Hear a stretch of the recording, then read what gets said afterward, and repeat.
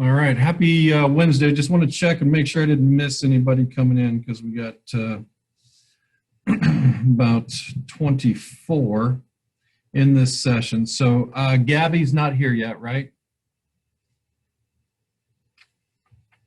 Isaiah's not here? And Jalen Thompson, right? No, Jalen?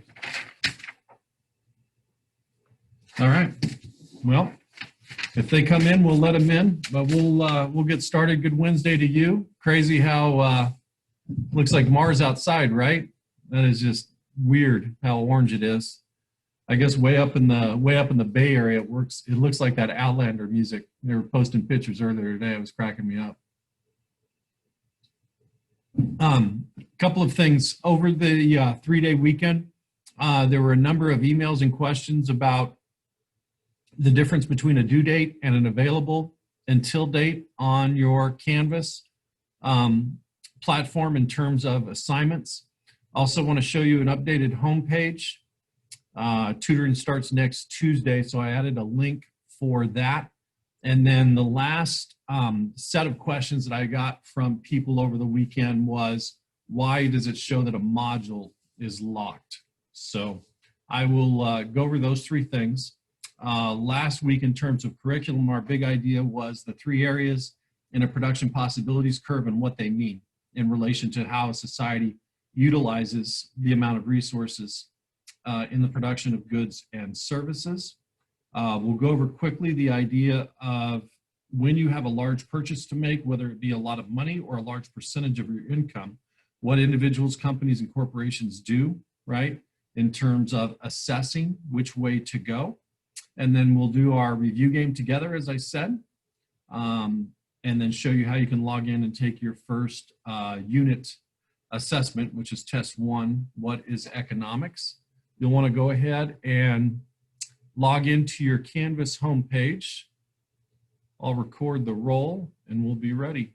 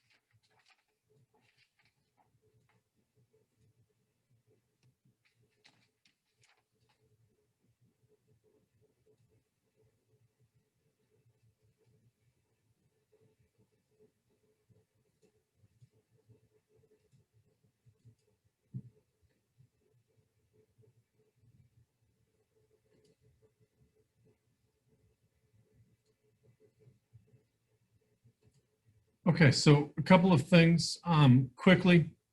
These things came up over the weekend. I want to make sure that you all have the correct answers. So the biggest question for most people was, what is the difference between a due date and an available until date?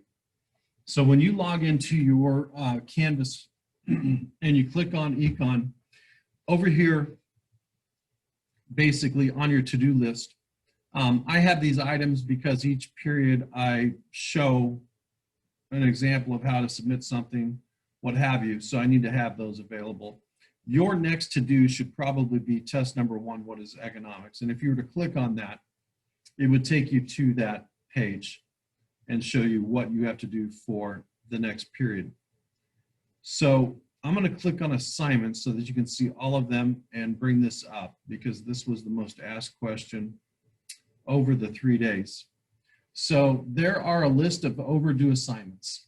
So overdue assignments are assignments that have already had a due date pass and that you have not completed. So when you are looking at this, you have a due date of August 21st. This was the first thing that we did back in the week of August 17th. Individual assignments and logins was the one assignment you were supposed to do between the day we met in class and the next time we met during the week of the 24th. And then factors of production was due yesterday. And you can see here that all of them have an available until date.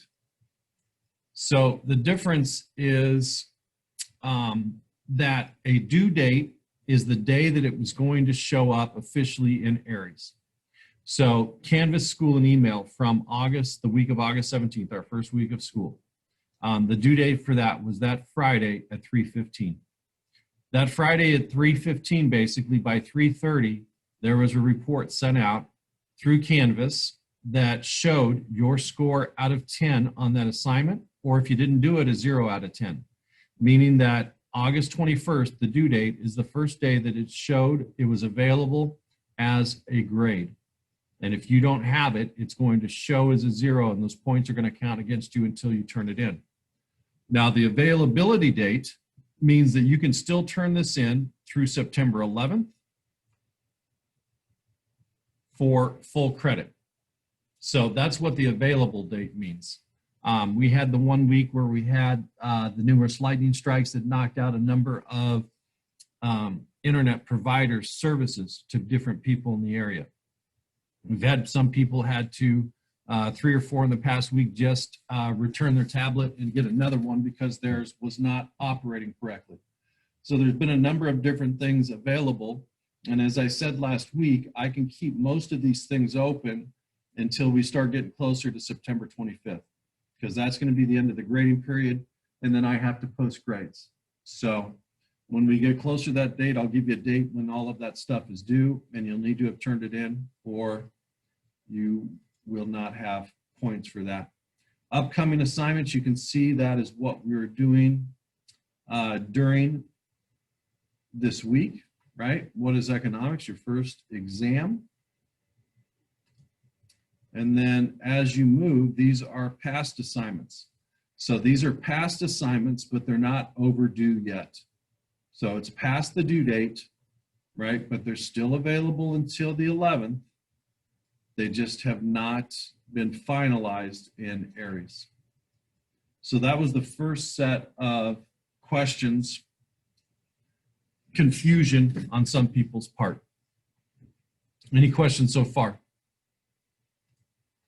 All right, so the second thing, real quick, and since we'll start at the homepage, I'll go over this. Remember last week I added this TCI button. So if you click on this TCI button, it'll take you to the student sign-in page.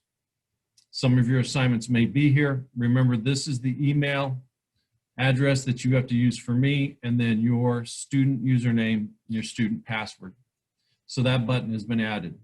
Additionally, if you look here, we have now added a button in which you click on starting next Tuesday, the 15th, 3:30 to 5:30, every Tuesday, Wednesday, Thursday that we have school until we get to the week of finals, most likely, there is tutoring available. Tutoring available in all of the core classes and some of your electives classes, specifically your world languages class, your Spanish, your French, what have you. So there's tutoring available for that.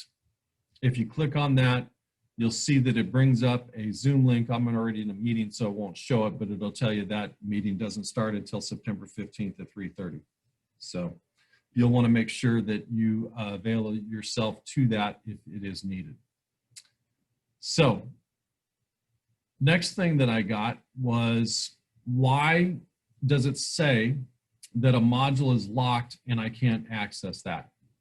So remember last week when I was talking about different modules. So modules, I put together all of the week's work that you need to do is in a module. So the week 1 module is everything we needed to do the week of 17th. Week 2 module is everything we needed to do the week of the 24th. Week 3 module is everything we needed to do last week, August 31st.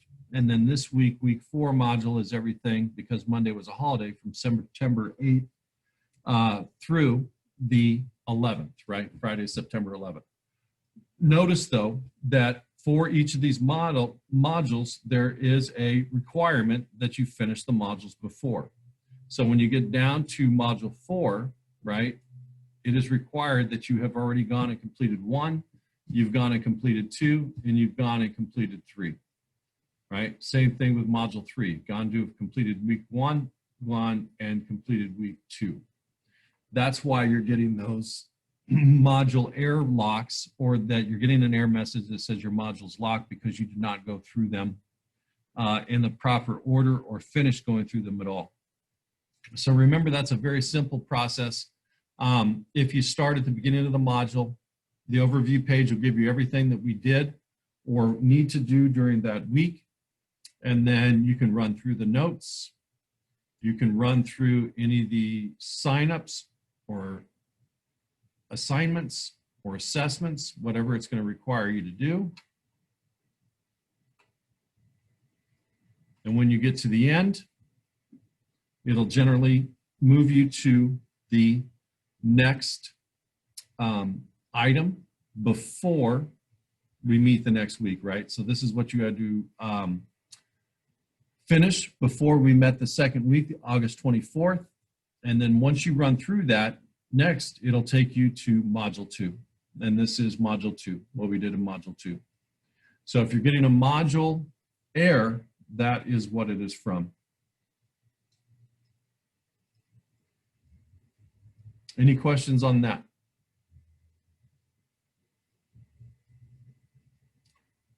Okay. So I'm going to share with you a couple of things. First, let's go over the production possibilities curve from last week. That is our biggest idea. Open that module. I'm going to open up that assignment. Remember that in Canvas, all of these notes are available there for you.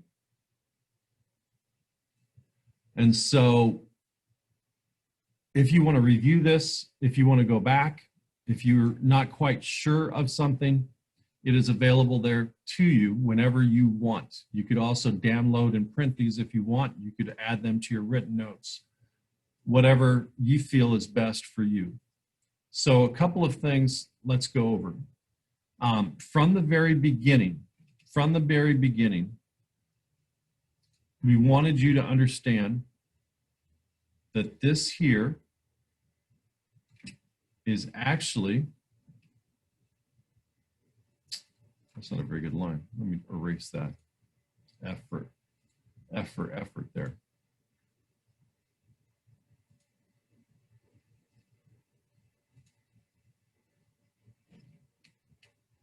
Is 1/4 of a math graph. That's all this is, and that's all our economic graphs will generally be. So we discussed earlier in this unit this debate that took place during the Eisenhower administrations, right? Eisenhower elected president in 52 and 56 after Truman, who took over for Roosevelt, and then before Kennedy, who wins election in 1960. So during this time period, after World War II, there was a big debate about how much money we should be spending on military items, the development and further development of the nuclear bomb, as the race and the arms race against the Soviet Union started. So Eisenhower and those in his administration, right? Eisenhower responsible for the interstate highway system, was pondering, right, the fact that if we spend, say, $1 million to develop an atomic bomb, that's $1 million we don't have to spend on this interstate highway system or a hospital or money for the GI Bill, whatever the case might be. And so it became a very common debate during this time. Are we going to produce guns or are we going to produce butter, right? We're going to build up our military or we're going to help with domestic issues at home. And so that's how this came about. And then last week when we took a look at this, right, we talked about 3 areas. Area 1 is this area of underutilization represented by point A. Area 2 is this area represented by the curve BDC. So that's area 2. Area 3 is the area represented by point X. So that area there is outside of the curve. So we talked about three different areas. All right, if we look at this, Ramon, let's go with you. We've got 3 different areas here. We know that this is the origin, and the origin has a value of 0, 0, right? 0 for the X, 0 for the Y. So Ramon, if we talk about area 1, is it equal to, greater than, or less than 100%?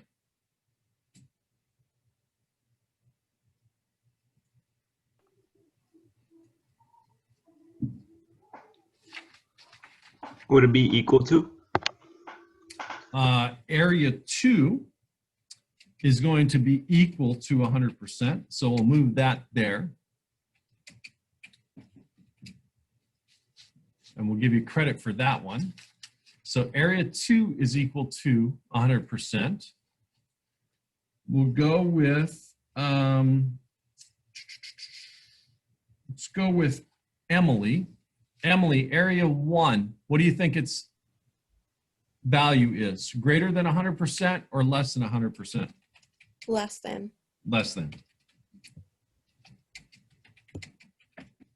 And why do you think that?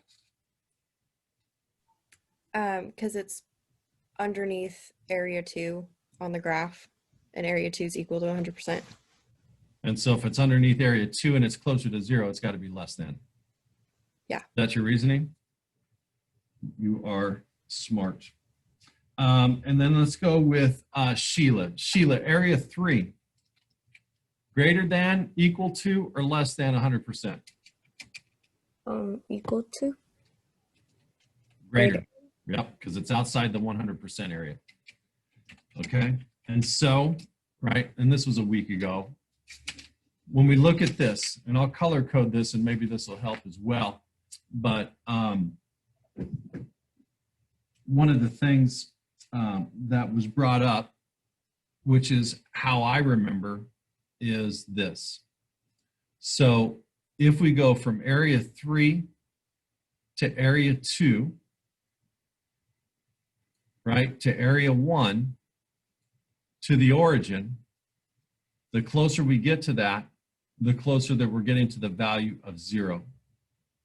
And so one of the things that you may want to consider when you're looking at this is area, and let me delete that because that's not going to be what we want.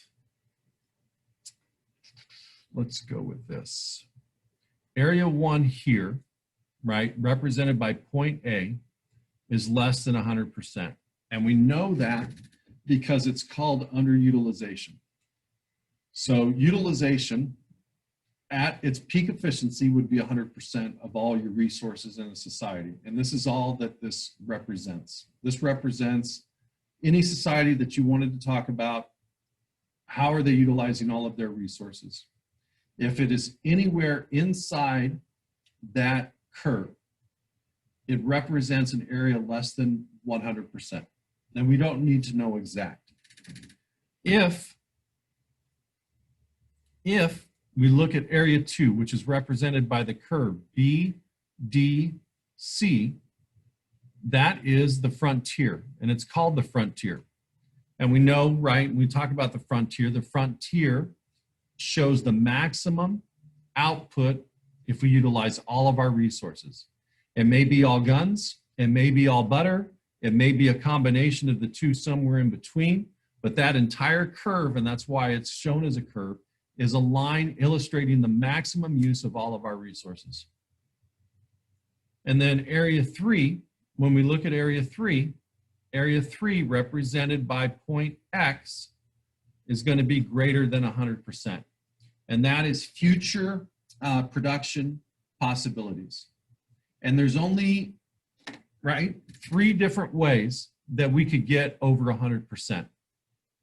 So I used this example last week, right? If you've got $10 in your wallet and you want to go to lunch, right? If you go to McDonald's and spend $8, that would be in area 1. That would be underutilization.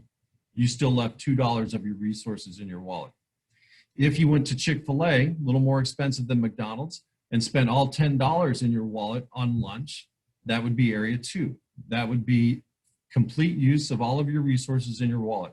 You had $10, you spent $10, you've got nothing left.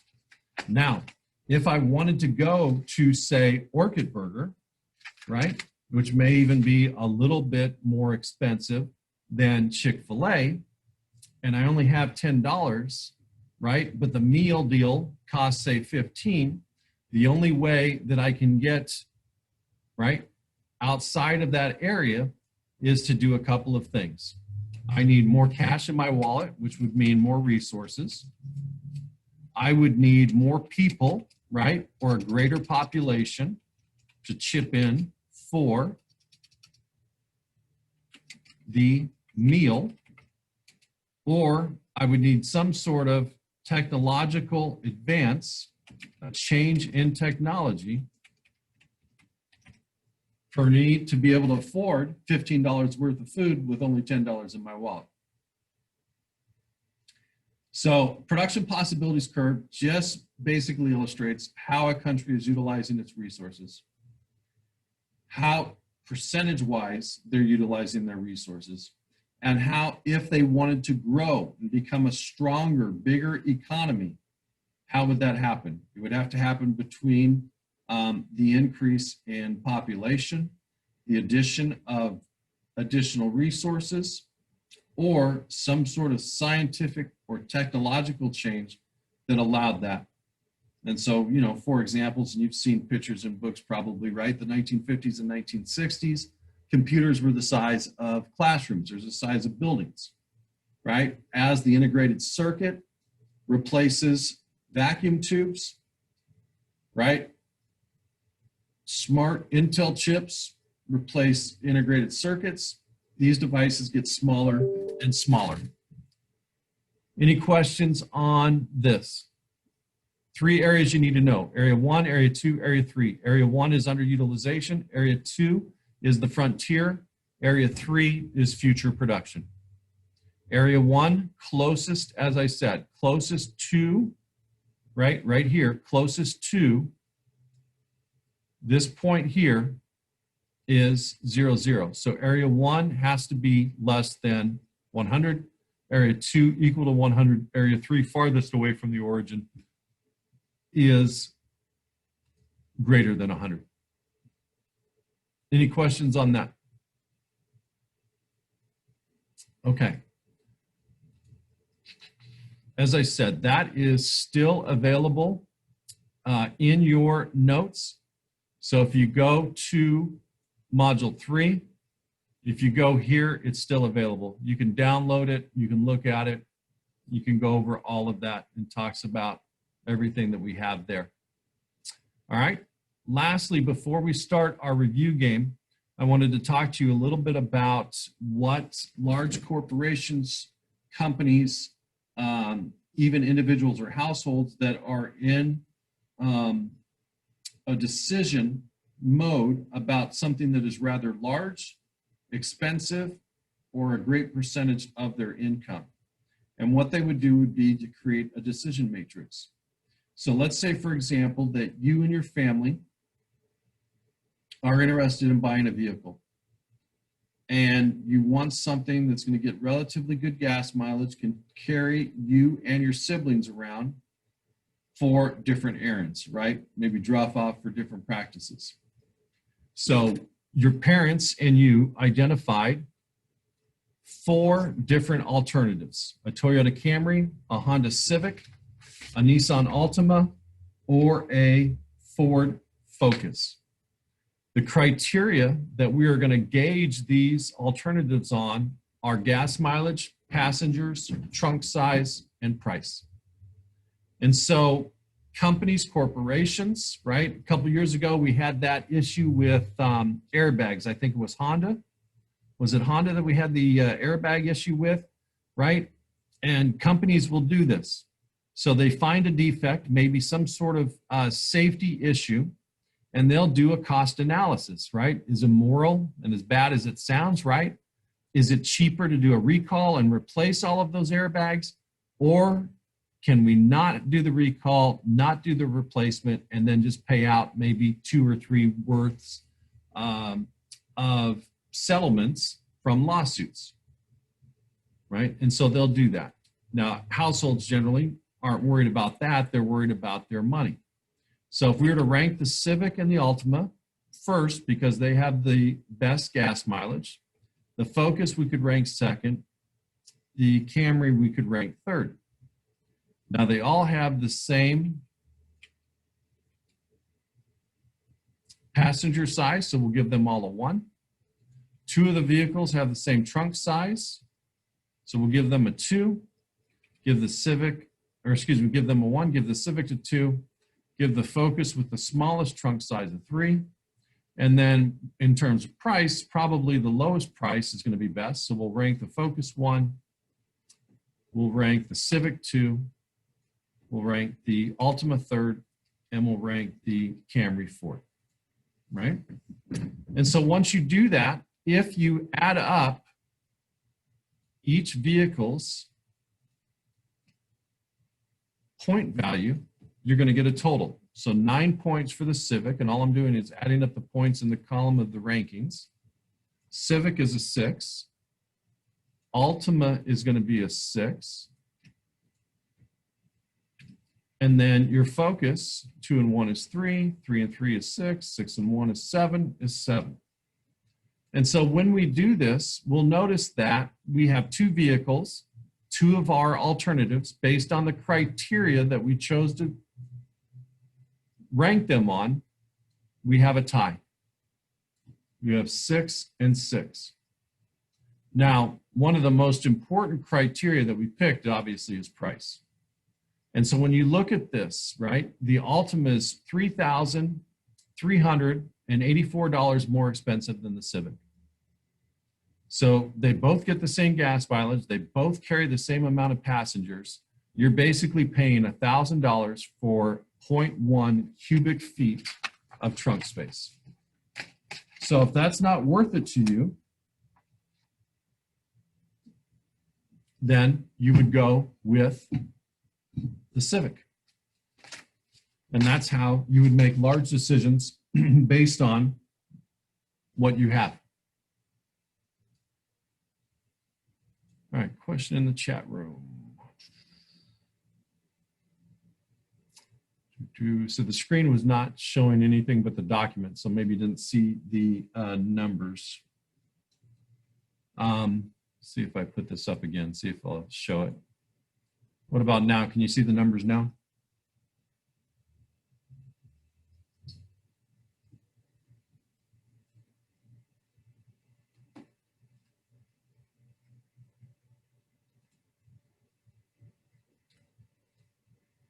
Perfect. Okay. All right. I'm going to send you a link, and this will be for our review that we'll do together.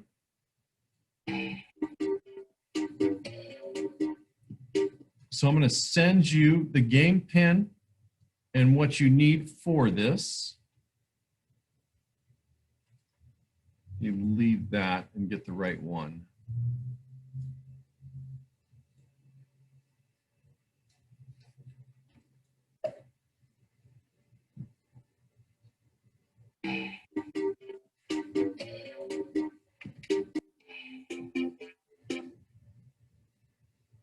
Okay, so in the chat room, and I'll put this up on the screen, is going to be the website where we'll play the review game. And I'll also share it on the screen. So you'll go to kahoot.it. You'll put in the game pin number, which is 7659058. That's going to be up on your screen. Add your name. All right, and go ahead and get loaded.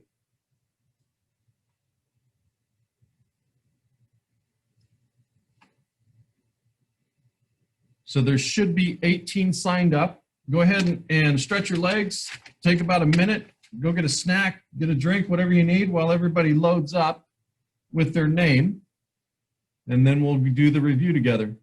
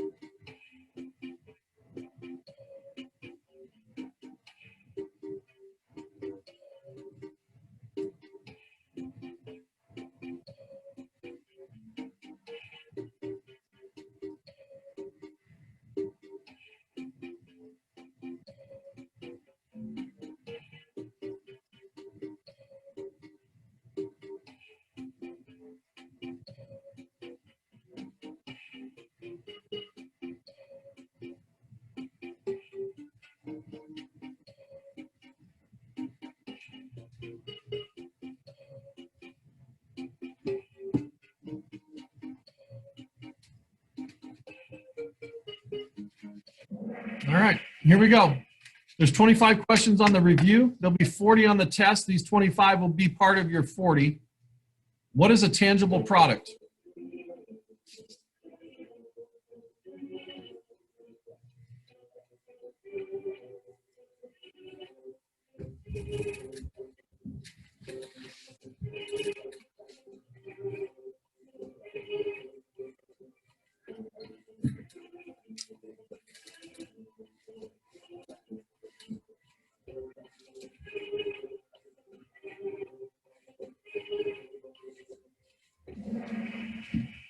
Good. Tangible product is something that you could hold in your hand. It's a good. That's unlike, right, if I went to a barber and got a haircut, or if I went to a salon, right, and got a hairstyle, that's a service. That's not a good. That's not something you could hold in your hand. All right, question 2. What is required for survival? If it's required for survival, what's it called?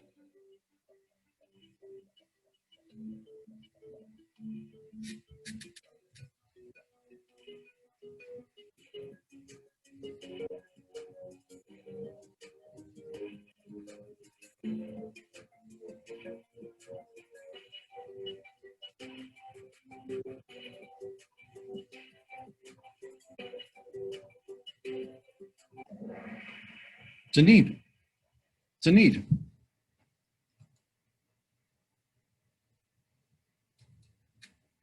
All right, question 3. A plumber provides what?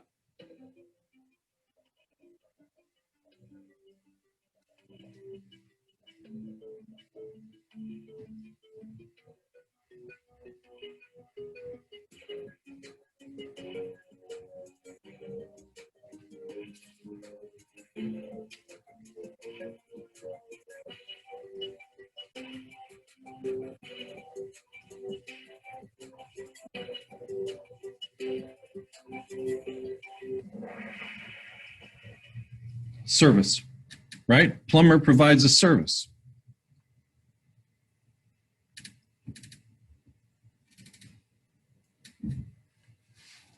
All right, luxury car is an example of what?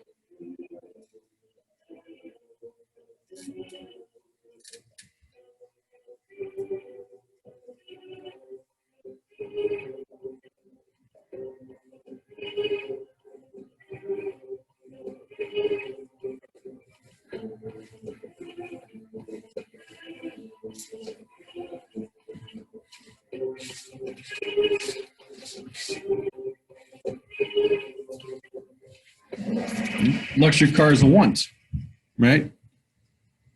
A car may be a need. You need to commute from one place to the other, but a luxury car would be a want. All goods, products, and resources are scarce. Is this true or false?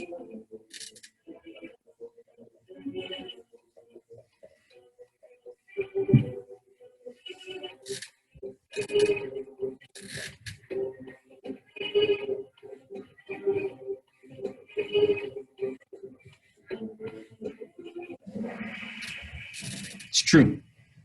Everything on this earth is scarce. If we had the capability, we could count every human alive at this moment.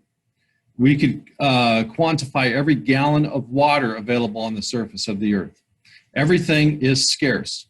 Just because we might have an abundance of it, just because we might have more than people want or need or use, everything is still scarce. It doesn't matter what we're talking about.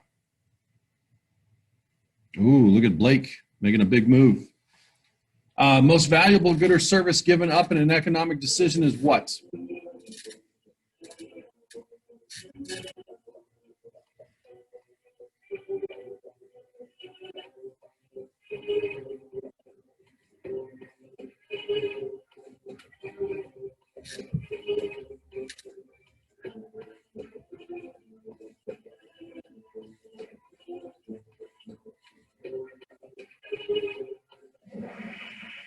Opportunity cost, right? Opportunity cost is what you give up.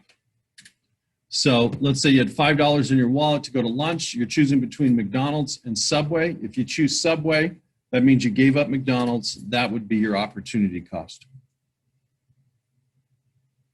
Oh, look at Blake, Nico moving up. Good or service obtained through an economic decision is what?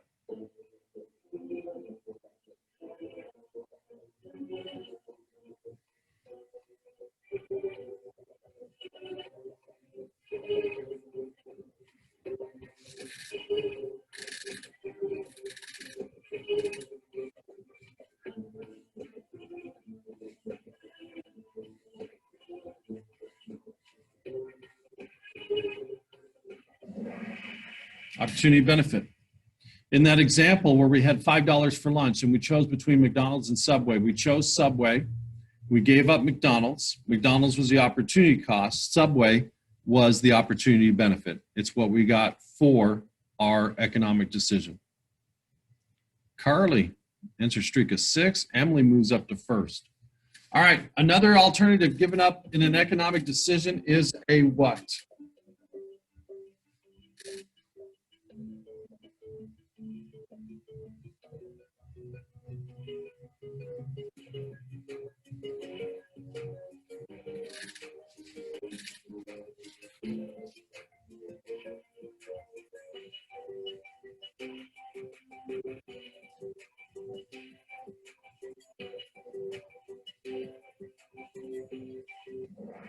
So another alternative would be something that we had a choice of, but we really didn't consider all that well. So when we talked about $5 for lunch, McDonald's or Subway, we didn't talk about Taco Bell or Jack in a Box or Wendy's. Those would be other alternatives. Just as with the decision matrix in the cars, right? The Toyota Camry, the Honda Civic, the Nissan Altima, the Ford Focus. We narrowed it down to 2. We narrowed it down to the Civic and the Altima. We really didn't consider the Camry or the Focus. Those would be examples of alternatives. Ooh, holding steady. All right, man-made decisions can cause what in the market?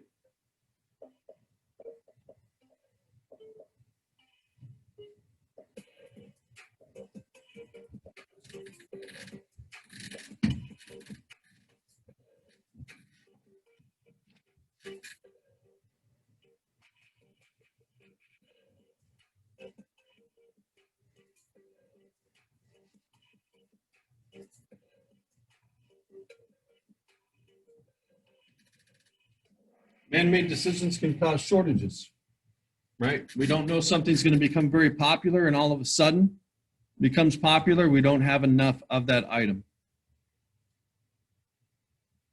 Entrepreneurs take the greatest risk in a market economy by producing the goods. Is that true or false?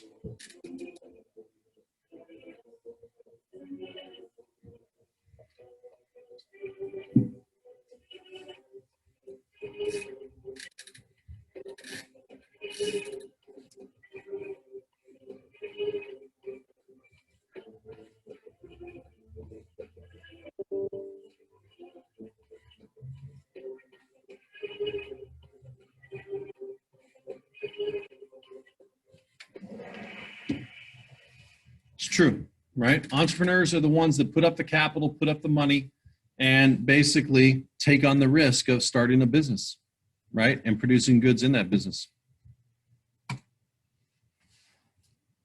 If water is used in a chemical reaction for a product, it could be described as a natural what?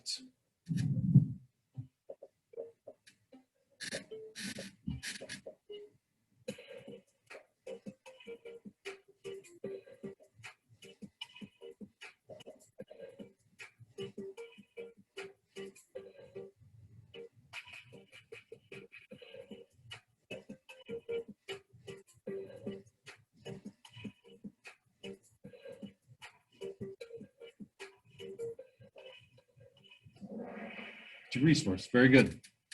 Water is used in a chemical reaction for a product. It could be described as a natural resource. Joe R with 3 in a row. Emily's still hanging on. All right. Timber would be what type of factor of production?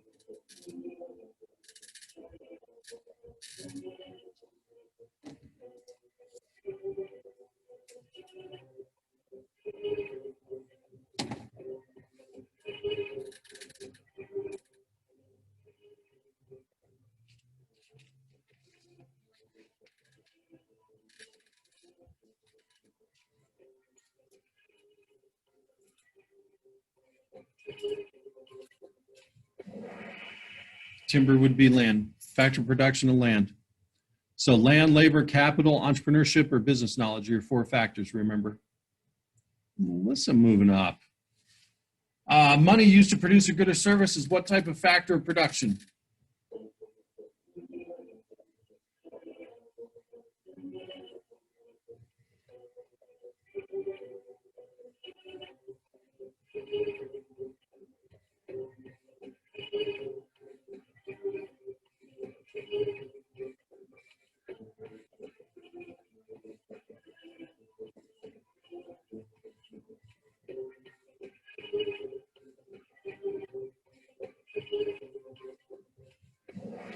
Capital.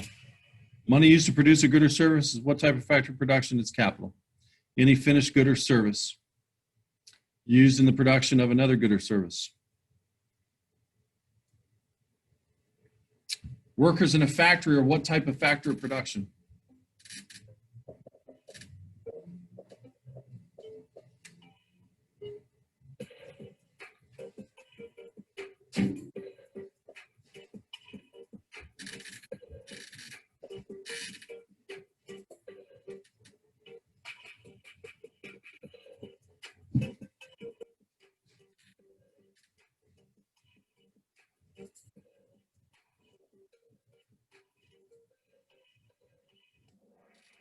Labor.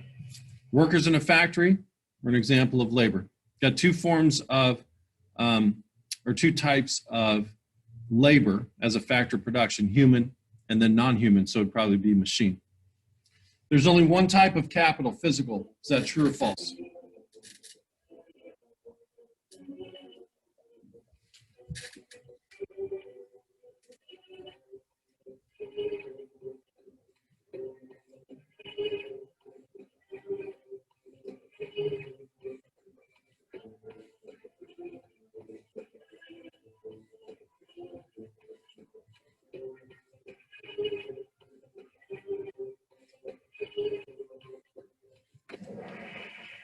False, right? There's more than one type of capital. Capital is any finished good or service used in the production of another good or service. Ooh, new leader. Look at that, Christian. Carly, answer streak of 4. A decision matrix should be used for small and large decisions. Is that true or false?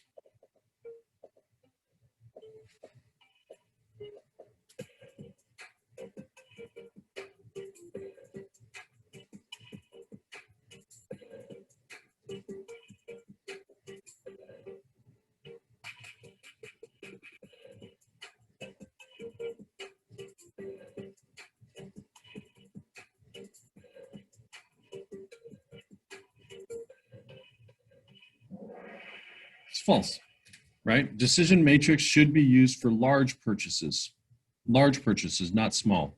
I bet we're going to see a big jump here. Only 2 people got it right. Oh, Emily, right back to the top. Only 1 or 2 questions out of first. All right, the choices in a decision matrix are alternatives. Is that true or false?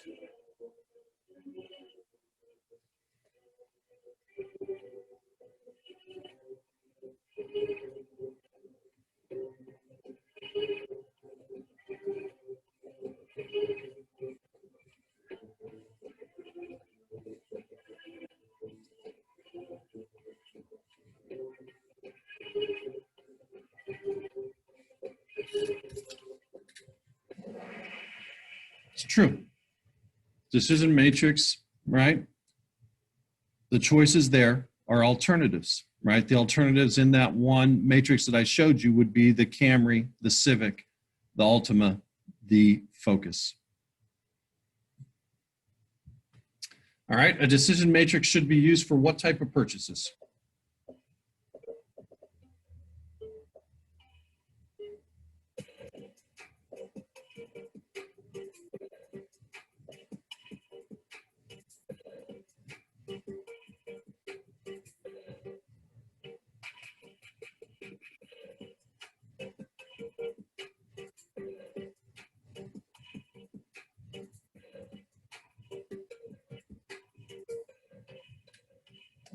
Large purchases, expensive ones, or ones that are going to take a large percentage of your money. Pretty much unchanged there in the top 5. Okay, categories in the decision matrix are called what?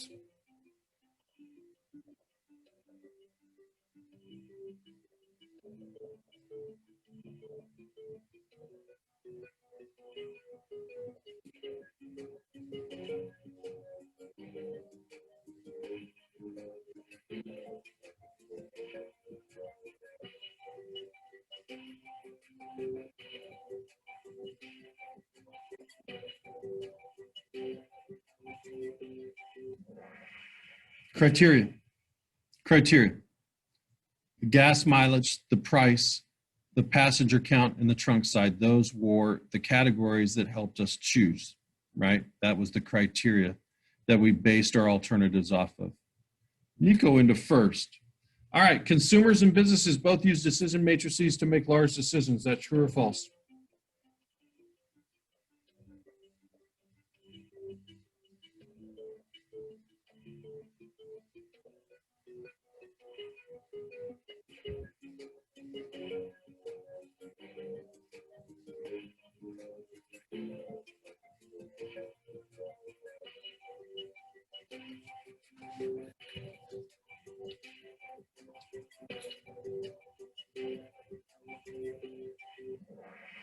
It's true.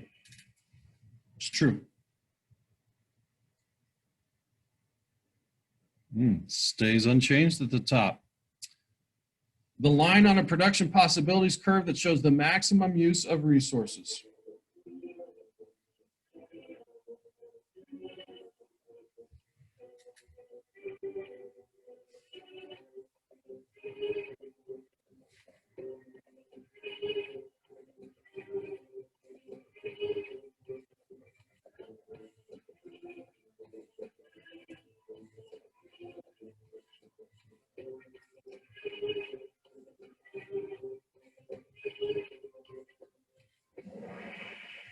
Frontier, right? The frontier is the curve, BDC, on that production possibilities curve. That is 100% of your resources. Blake moves in the top 5. Any production inside a possibilities curve is known as what?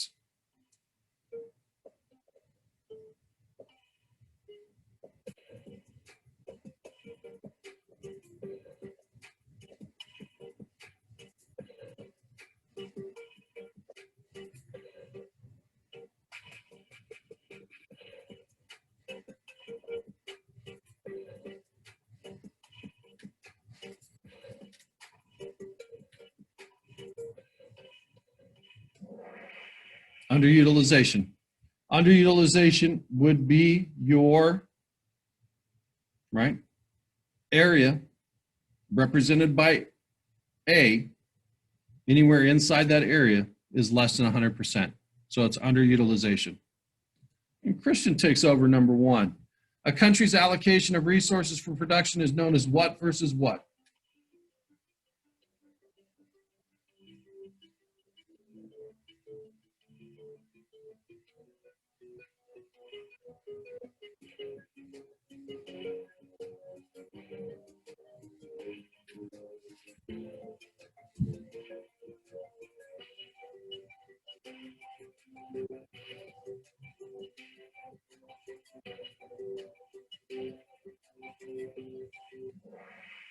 Guns versus butter. Guns versus butter.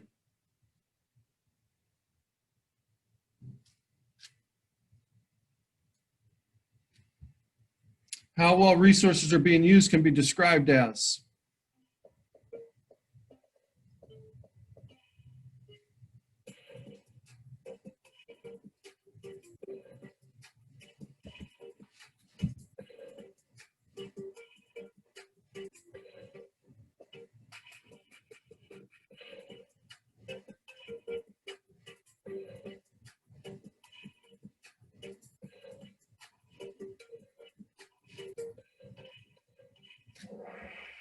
Efficiency. Efficiency.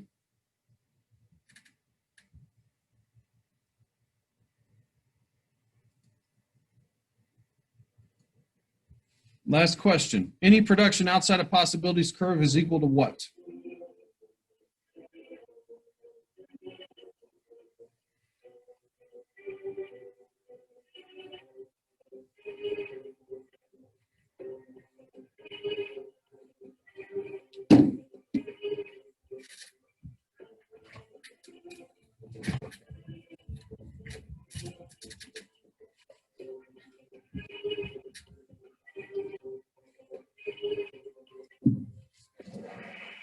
Yeah, more than 100%, right? That would be future production possibilities. All right, see our winners here.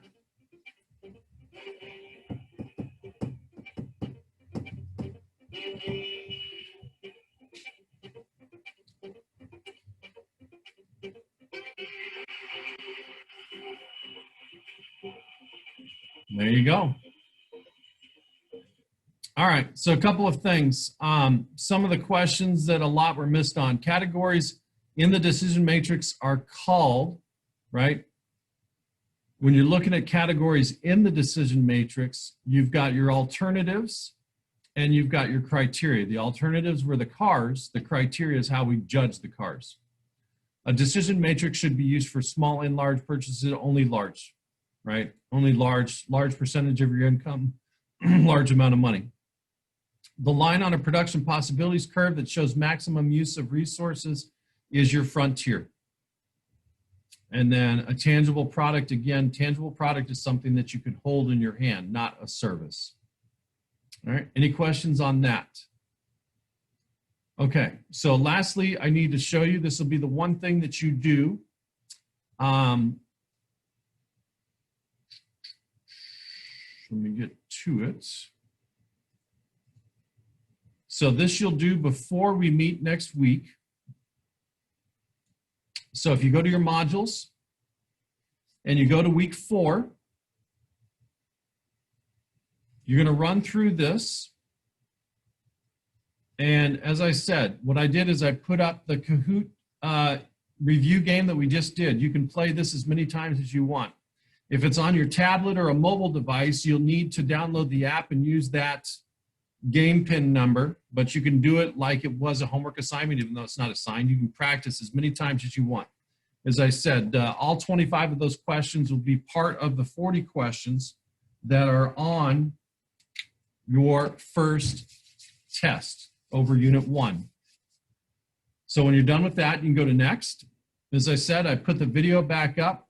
It's about 12 minutes, 20 seconds, 12 minutes, 30 seconds, I think.